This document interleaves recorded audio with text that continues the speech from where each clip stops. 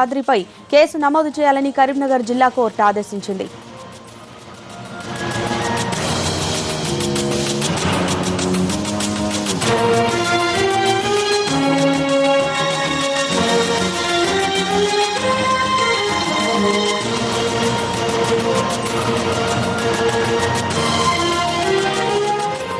దీనిపై మరిన్ని వివరాలు మా ప్రతినిధి రమణ అందిస్తారు.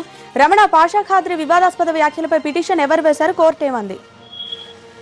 యోగిత ఒక 2 రోజుల క్రితం Charminar MLA MIM MLA Pasha Qadri Karimnagar జిల్లాలో పర్యటించారు.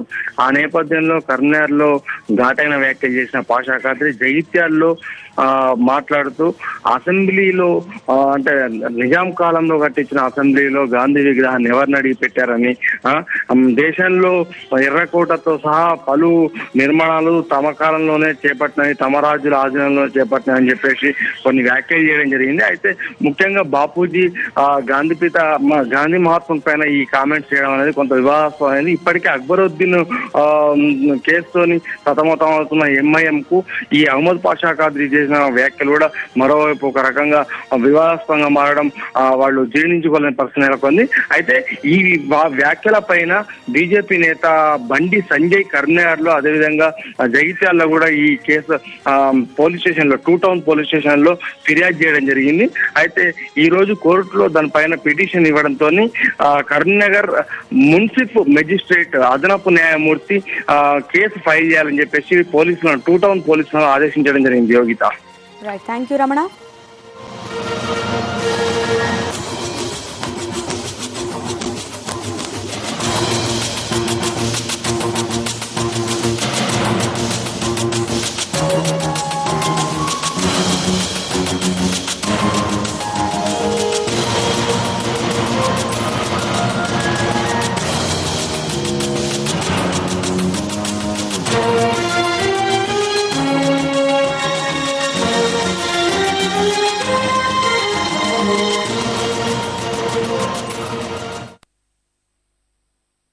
चारमीनार के पास एक मंदिर का मसला था, हाई कोर्ट ने इस काम को रुकाया, लेकिन किरण कुमार रेड्डी हाई कोर्ट के खिलाफ वो मंदिर का काम करवाया।